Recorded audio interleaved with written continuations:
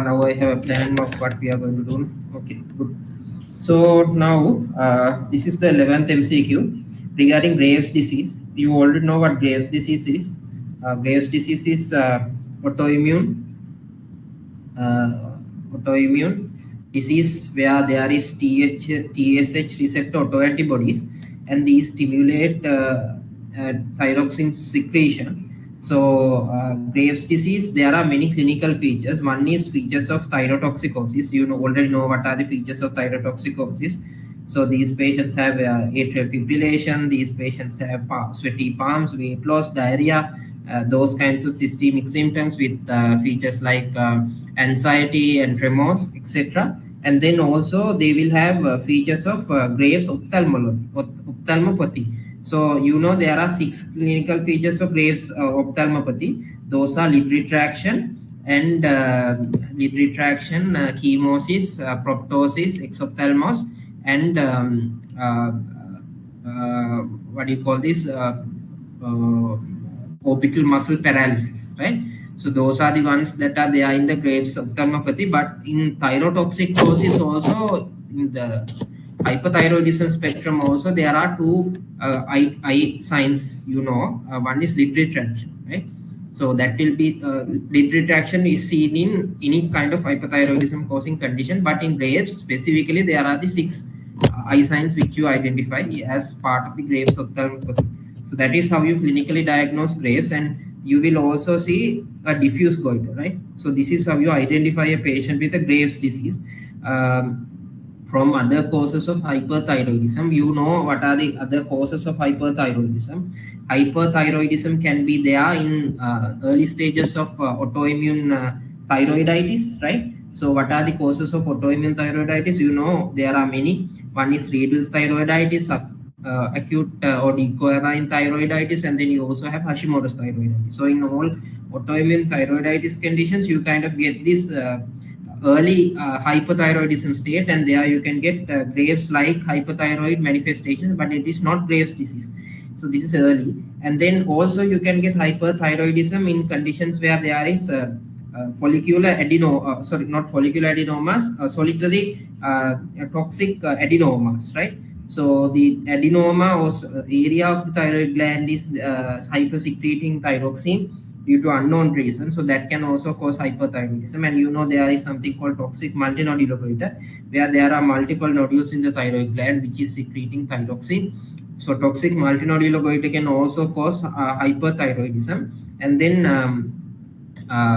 we have already discussed this topic of peripartum thyrotoxicosis, right, or peripartum thyroiditis, where there is inflammation of the thyroid gland near the peripartum period, which is also a kind of autoimmune thyroiditis which can cause hyperthyroidism. So these are the conditions which can commonly lead to hyperthyroidism in a patient. So with that, we'll go to the disease of Graves' disease. Pretibial myxedema is a clinical feature. True or false? True. True. So in Graves, there is a specific condition where you get myxedematous infiltration in front of the tibial bone. That is called pretibial myxedema. And you can also get another manifestation called thyroid acropathy, where there is separation of the nail from the nail bed, right? So these are very rare conditions according to Sanjeeva sir, who is the thyroid specialist in our faculty. These things are not very commonly seen. A solitary nodular goiter is a feature. True or false? False, ne? False. Diffuse, ne? Diffuse goiter, yes. Diagnosis is confirmed by TSH receptor autoantibodies. True or false? True. True. Excellent. Radioisotope uptake by the thyroid gland is reduced. True or false? Increase, ne? False. Increased. In pregnancy, block and replace regimen is used to treat. True or false? This is the earlier treatment regime. So what happens is we give carbimazole to the extent that the patient becomes actually hypothyroid, and then we give thyroxine. So this was earlier the therapy or the method that was used to treat hyperthyroidism or Graves' disease, but now Yeah, this is not commonly used, right? So I don't know whether this is taken true or false at the current context. Earlier, this was the method that was used, but in the current guideline, which had been released by the Sri Lankan College of Endocrinology, this is not recommended, right, for pregnancy. And there is a guideline that is released by the Sri Lankan College of Obstetricians and Gynecologists, which also does not recommend this for treating Graves' disease. So this is a problematic stem. So we'll leave it at this point. Did you guys understand about Graves' disease? Yes. Yes. So what is the treatment of Graves' disease? Carbamazole. Yeah, there are two treatment modalities. So PT. 1/3 of Graves, right? I think 1/3 or 2/3 of Graves is completely treatable with carbimazole therapy, where you give carbimazole. Carbimazole has an anti-thyroid action and also it has a anti-inflammatory action. So it reduces the Graves' hypersecretion of thyroxine. And then afterwards, however, many patients can actually undergo resistance to carbimazole and they will relapse with Graves' disease. There, of course, you will have to go for surgery and thyroidectomy to correct the Graves' disease. Understood? So these are the two treatment modalities. One is carbimazole therapy and the other one is thyroidectomy. Understood? So Graves' disease treatment-wise, this is the these are the two options that you have for Graves. And do you need to do radioiodine treatment? Radioiodine scintigraphy. See, what is scintigraphy? So you give radioiodine and you map the thyroid gland. Do you need to do it in a Graves patient? No, no use. Anyways, the goiter will be diffuse and you don't need to localize any lesions in the goiter. So there, of course, you don't need to give radioiodine scintigraphy. And also there is a place for radioiodine ablation as well, but that is not commonly used, right? What we use is carbimazole and thyroidectomy. Okay, so with that we go to the next one regarding hyperglycemia. Hyperglycemia, this has to be hypercalcemia, right? So increased calcium levels, hypercalcemia. Parathyroid hormone directly increases absorption of calcium from the intestine. True or false? True or false? Vitamin D. False. Parathyroid hormone does not increase absorption of calcium. What increases absorption of calcium? Vitamin D. Vitamin. Where does PTH act? What are the two organs that PTH acts at as target organs? Bone and what else? Ale?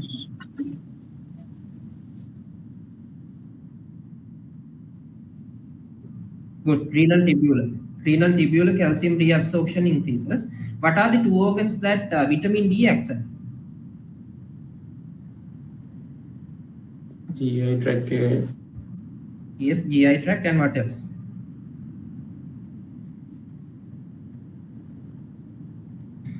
Also renal tubules, I think. Renal tubules are bone, they can cut. We'll check that. Huh? So we'll check that definitely. So this is false. Multiple myeloma causes PTH driven hypercalcemia. True or false? Multiple myeloma की जरा bones में करने का नहीं तो Yeah, so bone metastasis. Yeah, bone metastasis and is it PTH driven or not? False.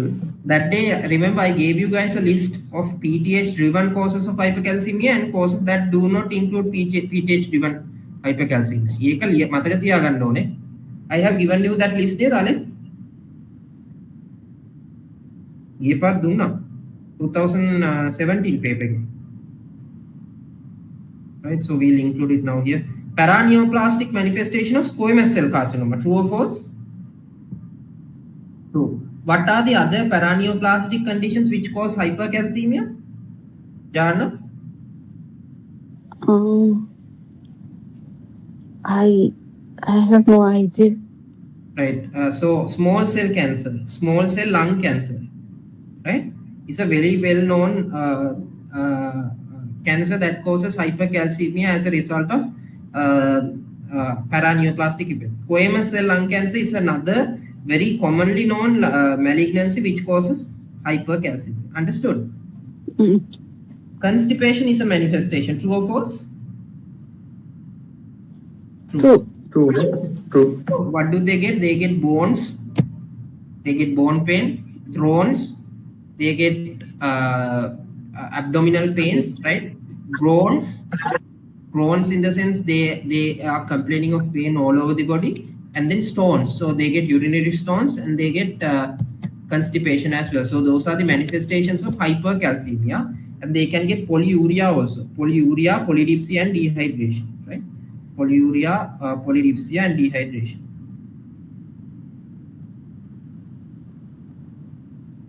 Right? So these are the manifestations of hypercalcemia. Hydration is the mainstay of management of severe hypercalcemia. True or false? True or false? Is the mainstay. No, can't be me. No? It has to be, no? Ah, Because in severe hypercalcemia, there is increased electrolyte loss and calcium due to osmotic diuresis. It removes all the water from the body. So because of that, they can get dehydration, right? So we'll check the non-PTH and PTH derived causes of hypercalcemia. මේක මම ගිය පාර දැම්ම හොඳේ මේ MCQ note එකට. You guys have not referred. Have to refer because these are common areas which are asked. I included this table. Can you remember?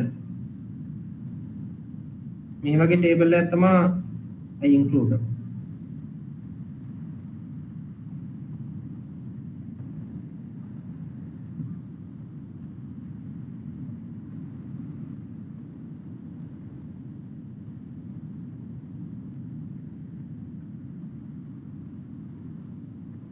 This is the good one.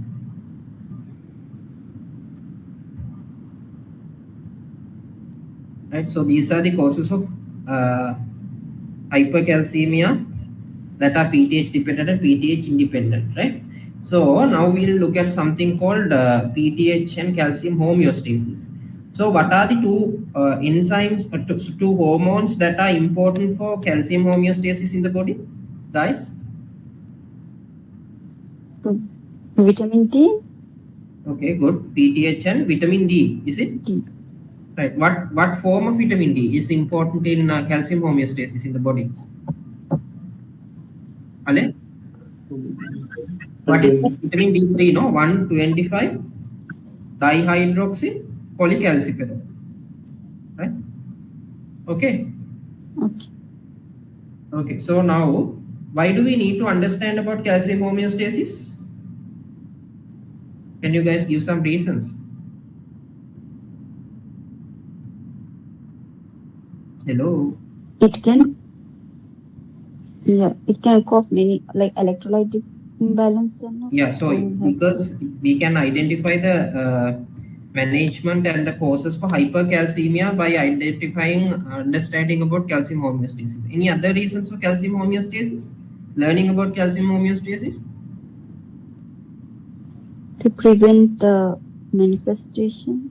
Yeah, bone health and bone disorders are based on this calcium homeostatic pathway. What are the bone disorders that are based on this calcium homeostatic pathway, Ale?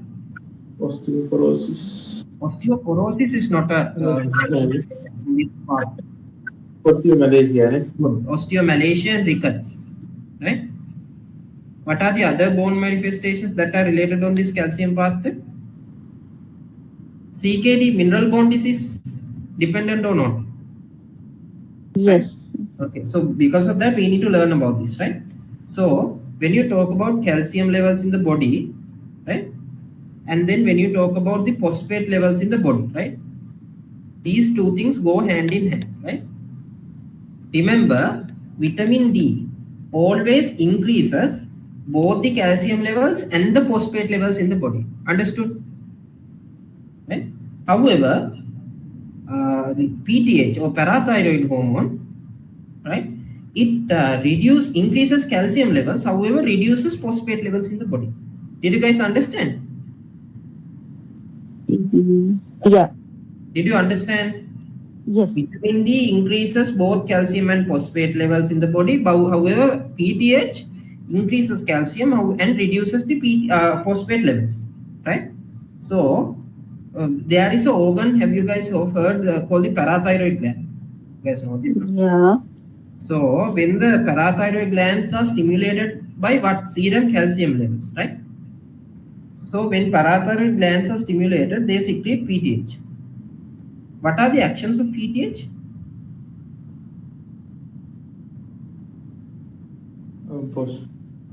Phosphate, right? pressure. And then it acts as at the kidneys. What does it cause at the bone and kidney?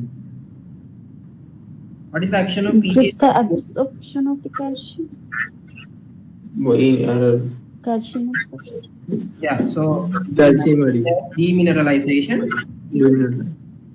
and there is release of calcium, and there is release of phosphate into the bloodstream.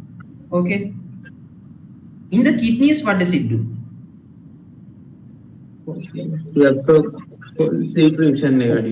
So reabsorption of calcium is increased and phosphate secretion is increased. Right? What else does it do in the kidney? Yes. It activates vitamin D. So what is this step called?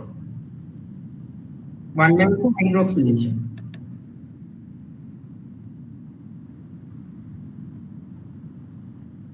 Right? Remember? So active vitamin D3 is formed. What are the functions of vitamin D3?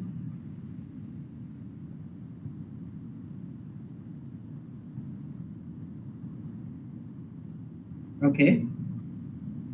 So this will act at the gut, and this will increase what? Calcium reabsorption and also phosphate reabsorption. Not reabsorption, absorption. Reabsorption happens at the kidney. Right? And what is the other function of vitamin D?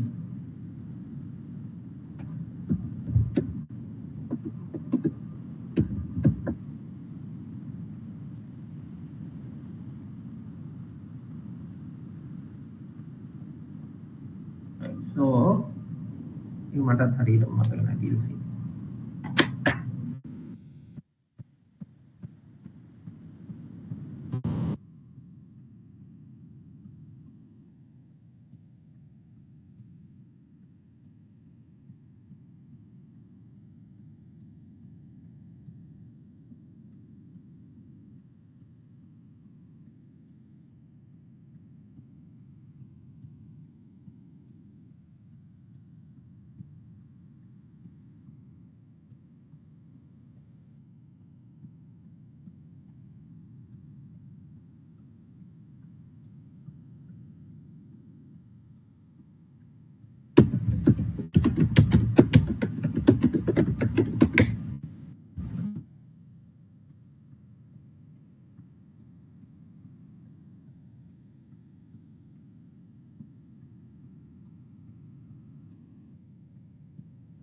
Right, so this causes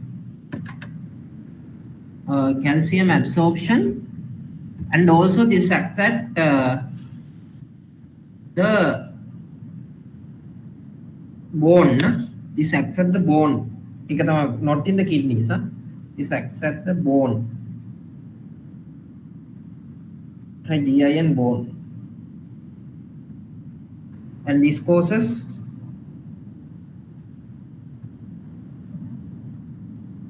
not demineralization but bone remodeling, and that also releases calcium, right?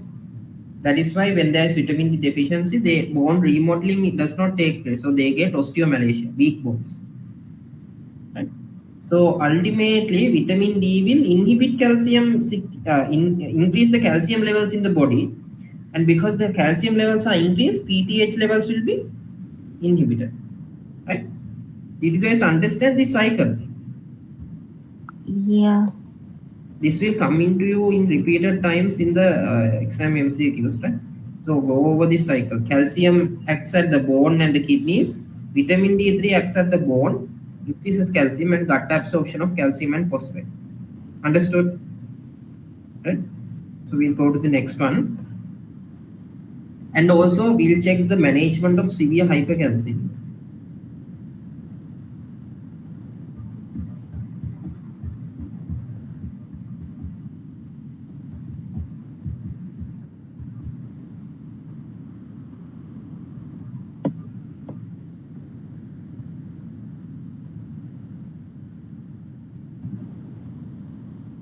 So you can see everywhere management of the hypercalcemia is based on IV hydration. That is because the patient will be severely dehydrated. So you need to resuscitate the patient, right? You can theory you can just understand, right? So we go into the next one. Understood? Make a did you guys understand this whole thing? Yes. To complete this, I'll add the bone disorders to this also. So there are different bone disorders you might have heard, right?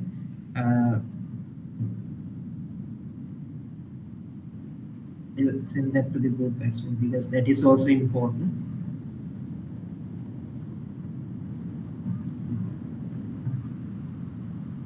This will come into play in unlikeliest of ways in your MCQs, right? Remember this, right?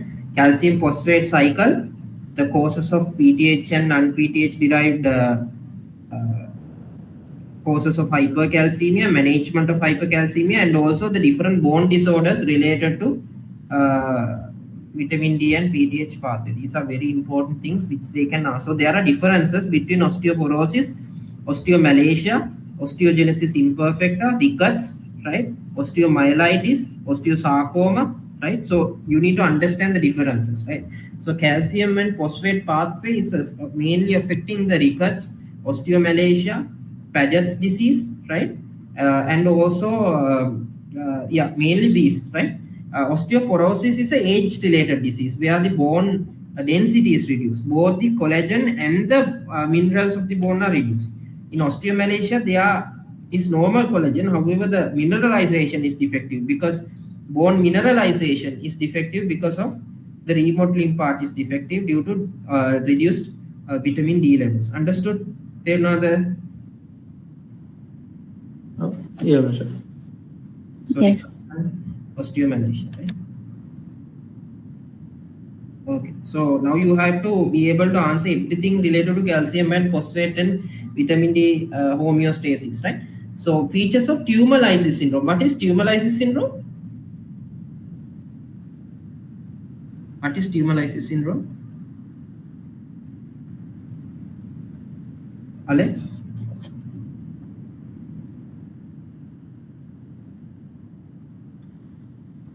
Yeah, mainly in hematological malignancies, when you give you have lots of unnecessary cells in the bloodstream, unnecessary malignant cells in the bloodstream. So when you give chemotherapy, all these unnecessary malignant cells will rapidly take the chemotherapy agent and die off. However, because of this, they will release all the intravascular electrolytes and they will release all the intravascular molecules into the bloodstream that were previously inside the cells. So when this is going into the bloodstream, this will alter the chemistry of the plasma, right? This will alter the plasma chemistry. When the chemistry of the plasma is altered, right? What will happen is all these biochemical things will change. So they can have many complications because of tumor lysis syndrome, biochemical abnormalities. Hypercalcemia, can that take place due to tumor lysis syndrome? Yes, calcium is usually within the cells. It comes out. Hyperuricemia, can this take place due to tumor lysis syndrome? Yes, because uric acid and urea and is mainly produced by DNA, purine and pyrimidine bases in the body. So these purine and pyrimidine bases are in the DNA in the cells. So when they break down, hyperuricemia can be manifested. Hyperphosphatemia, can that be a manifestation of tumor lysis syndrome? Yes or no? Yes. Basically, all the electrolytes except sodium, sodium and chloride will increase in tumor lysis syndrome, right? Hypokalemia, true or false? False. Why? False. Yeah. Why? Potassium is intracellular at time, right? Okay. Hyperglycemia, true or false?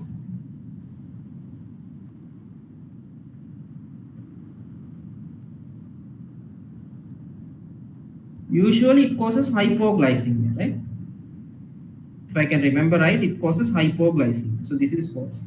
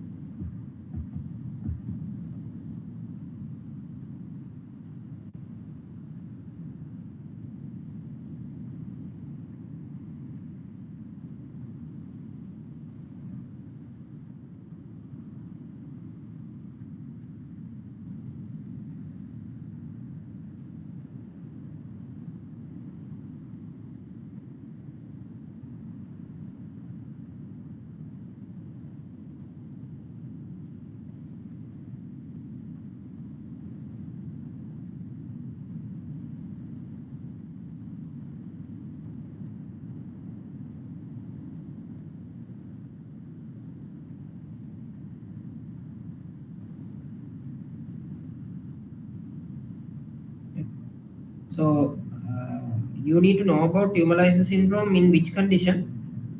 Regarding your PUO long case, if your patient has lymphoma, or if your patient has what do you call this, ALL, right, acute lymphoblastic leukemia in pediatrics, right, you need to know about tumor lysis syndrome, because before sending the patient to chemotherapy, you need to optimize the patient well, right? Understood? Did you guys understand? Yes.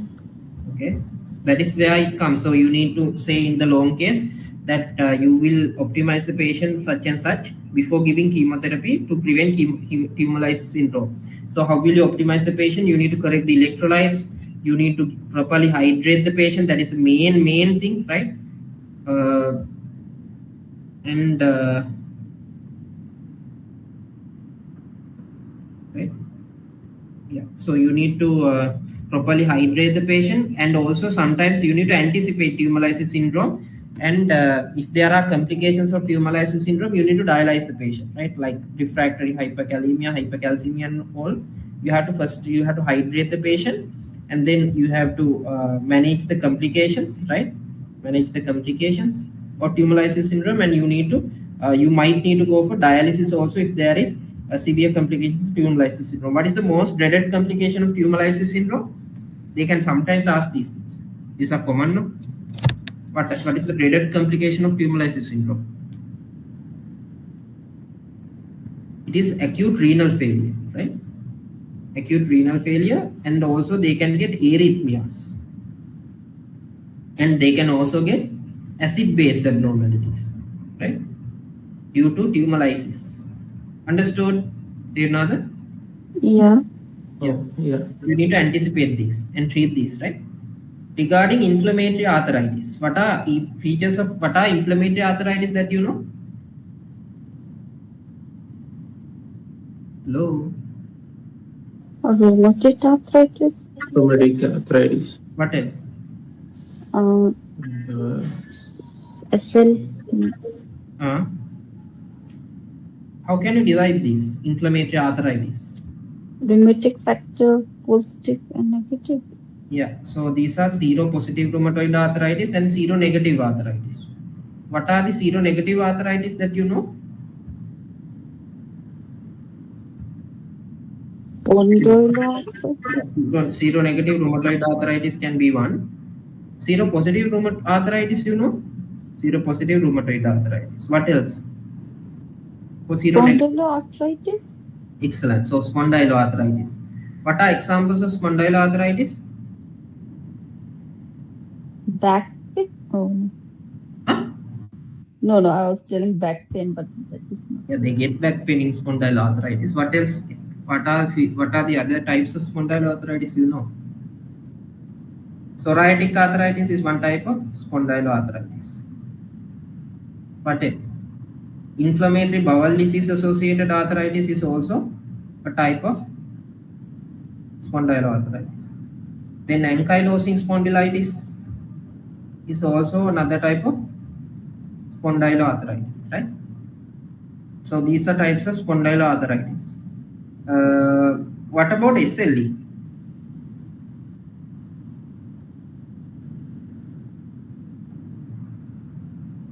SLE arthritis.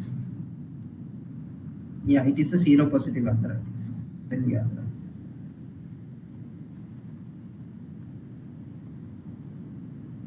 Yeah, usually it is divided according to the rheumatoid factor, Macam, but you can also take ANA, not ANA.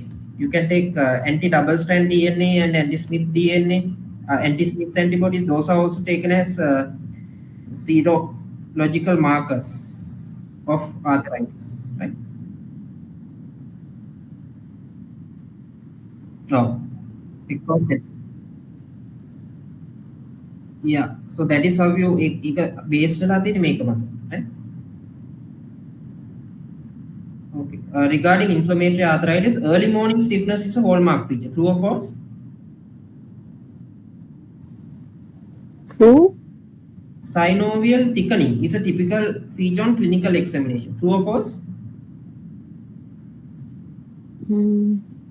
True.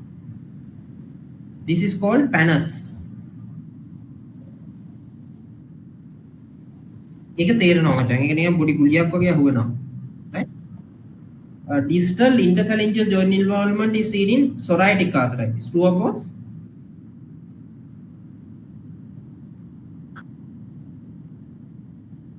Yeah, osteoarthritis and rheumatoid arthritis. Right?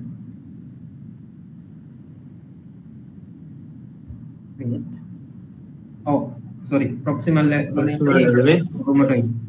Usually psoriatic MCP and proximal PIP. Right?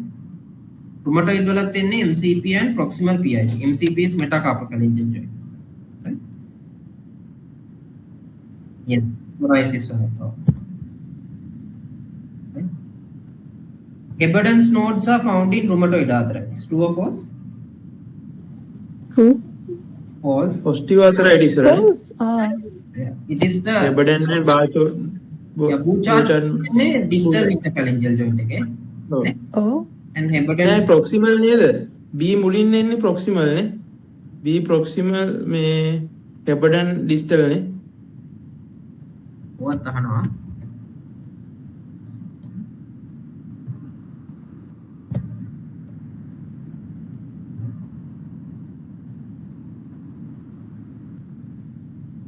Oh, Heberden in distal එකේ Bouchard එකේ proximal. Right? Yes. Heberden is distal interphalangeal.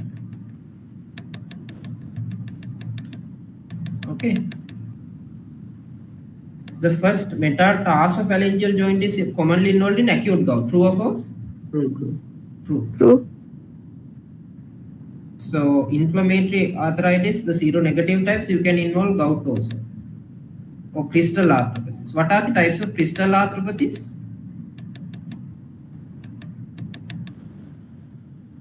What else?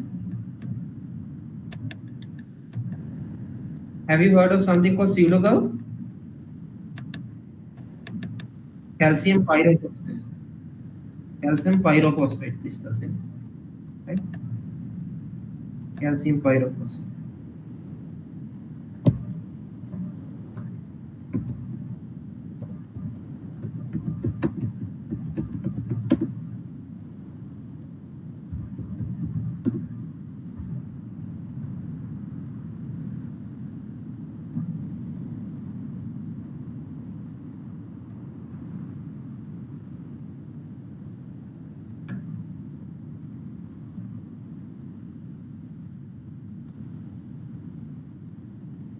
මේ psoriatic arthritis වල distal interphalangeal joint involvement එකක් තියෙනවා හොඳේ මට ඒක වැරදිලා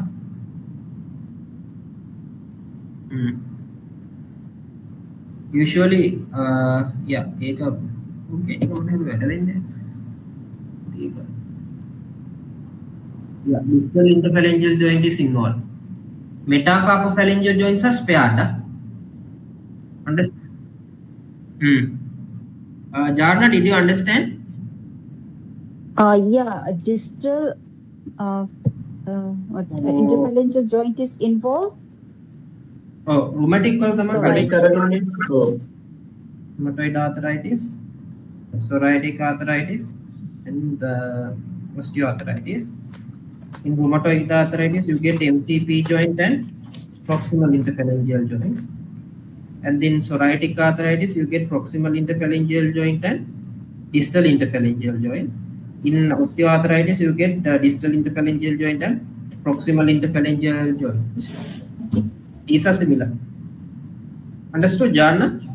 Yes. Yes. We go to the next one. Regarding dengue infection, dengue is a RNA virus. True or false? True. ආරෙන්නේ true This is dengue is a flavivirus. Flaviviridae කියන family එකේ තමයි dengue තියෙන්නේ. Flaviviridae. What are the other viruses in the dengue virus family? Yellow fever virus, West Nile virus, and what else? Japanese encephalitis virus, Zika virus, chikungunya virus. Right? 90% of infected patients are asymptomatic. True or false? ඒක true නේ True. මේ ආරේක නතුරංගනසගේ මේකේ තිබ්බා Yes. අර මේ කරපු note එකේ Yes. NS1 antigen is more sensitive in secondary infection than in primary infection. True or false? False. නතුරංගනසගේ තමයි මේක තිබ්බා. Negative NS1 antigen in early disease exclude dengue infection. True or false? False. Negative NS1 cannot exclude. However, if it is positive, it has a high likelihood of dengue. Sensitivity is the body, specificity is the body. NS1 again. Specificity, excellent. What is the ideal time to do a NS1 antigen in a child?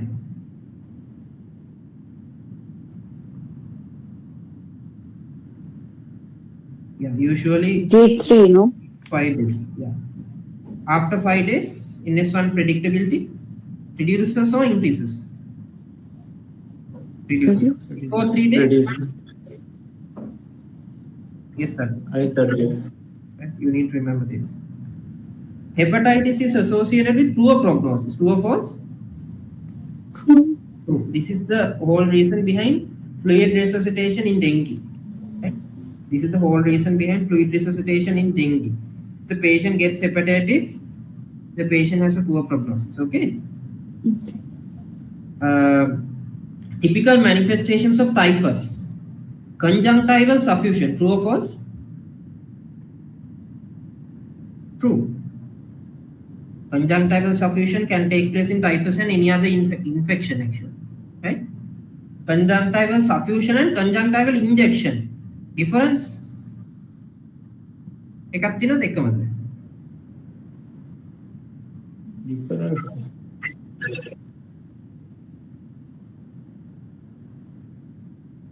Yeah, both mostly it is the same thing, huh? Right? What is the commonest infection to cause conjunctival suffusion? Leptola any subconjunctival hemorrhages, not conjunctival. Right? Those are මේ robotic මොකද මේක තියෙනවද මේ Kawasaki කිය yeah. In dengue and Kawasaki you can get. කවසාකිනේ මතක තියාගන්න මේ වෙනස හොඳේ. subconjunctival hemorrhages කියන්නේ මචං අලේ ඇතුලේ bleed වෙනවා. conjunctival suffusion කියන්නේ ඇස් රතු වෙනවා. right?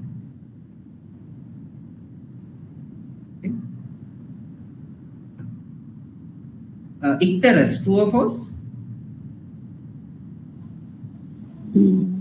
මම නම් දැකලා තියෙනවා patient හොඳේ. icterus තියෙනවා, typhus තිබිච්ච patient කෙනෙක් මම දැකලා තියෙනවා, but typical ද දන්නේ නැහැ. So we'll leave.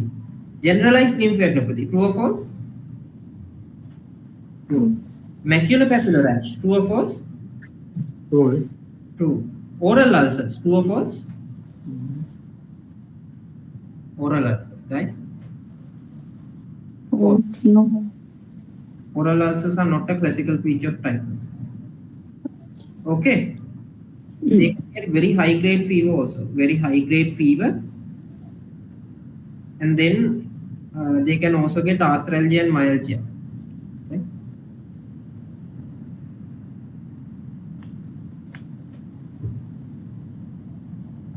Fair enough.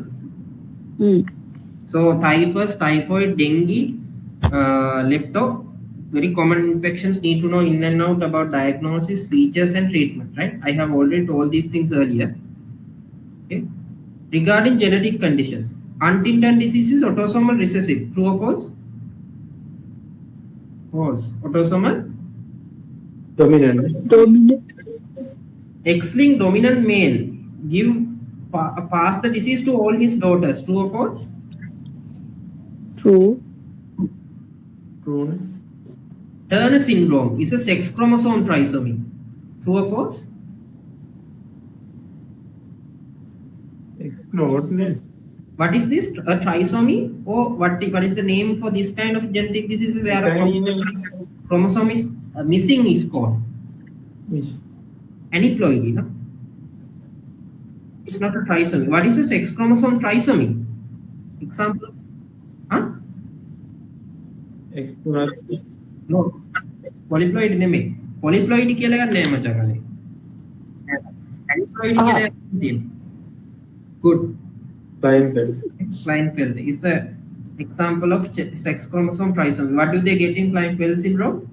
XXY. Right? XX. This is false.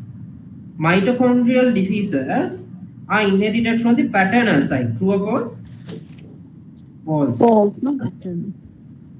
Myotonic dystrophy is a trinucleotide gene mutation. මේකත් ඉස්සෙල්ලා කියලා දුන්නා. True or false? True. This is autosomal dominant trinucleotide repeat disease. Right? Just like Huntington's. හරිද?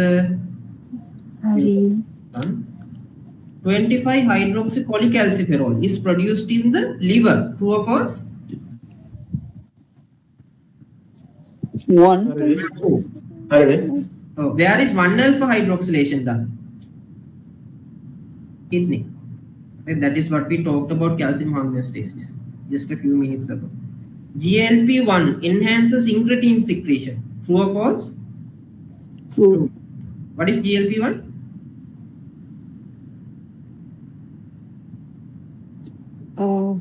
Glucagon-like peptide 1.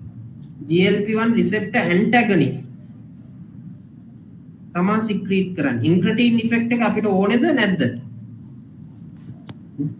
This is false. Huh?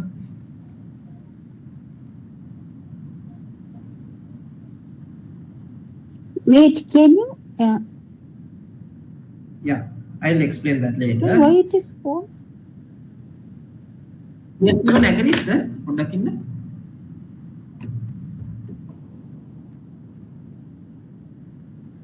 Yes. Agonist නේ බන් දෙන්නේ. Yes, වැරදුනා. Yes, GLP-1 agonist තමයි දෙන්නේ. Not antagonist. Agonist. So they enhance the incretin effect. What is incretin effect?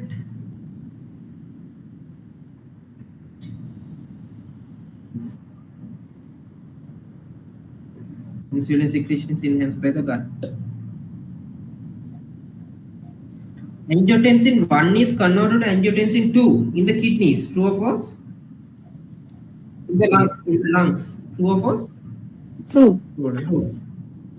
Nephrilicin breaks down bradykinin. True or false? True. No, true.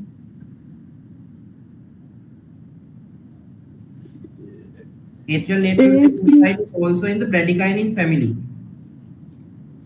Right?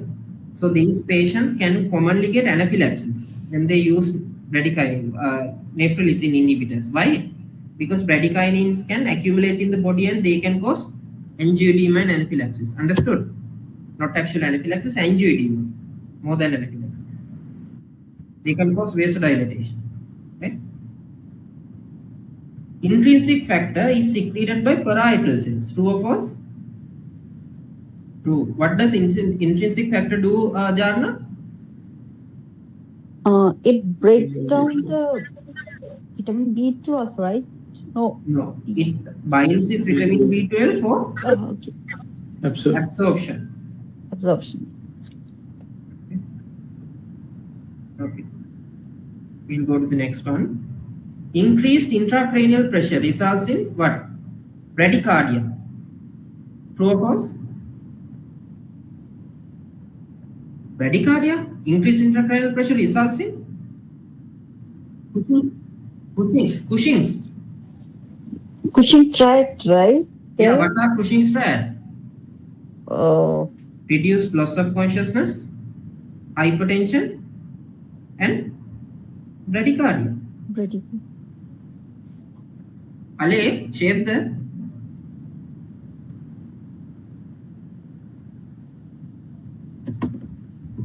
yeah. Right? Yeah.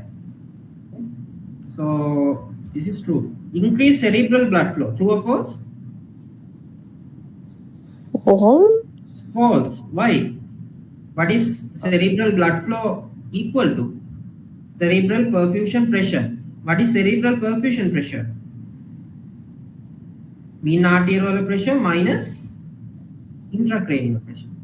So when intracranial pressure increases, what happens to the cerebral perfusion pressure? Decrease. Reduces. Cerebral blood flow also Reduces. okay. Increased blood pressure. True or false? True. Sixth cranial nerve palsy. True or false? True. Why? Yeah, this has the longest intracranial pathway. Right? Optic disc cupping. True or false? True. What is this also called? Papillary. Right. We go to the next one. Features of severe lithium toxicity. Part of psychiatry, they are asking. Tremor. True or false? Yeah. True. What sort of tremor do they get? Coarse tremor or fine tremor? Coarse tremor. Severe, non-coarse. Ataxia. True or false? Yeah, Harini. True. Harini. They can get ataxia, loss of consciousness, everything. Dysarthria. True or false? වචන පැටලෙනවා Yeah, true. Drowsiness. True or false? කොහොමද ඩවුසි Yeah. Hyperreflexia. True or false? True. Okay. So these are features of lithium toxicity. So we'll go to see the features of lithium toxicity. Where do you get lithium toxicity? When you use lithium as a mood stabilizer.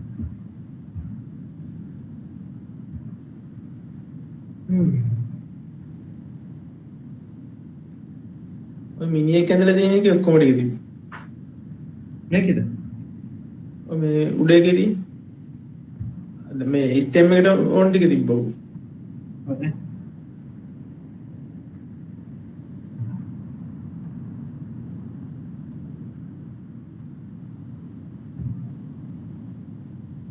Shape the. Is it okay? Yeah, yeah. Yeah. So single base ටික තමයි තියෙන්නේ නේද? 21 කියන. Okay. So we'll stop. So the plan is now, after we stop for today, we'll start with pediatrics after this MCQ, pediatric 2000.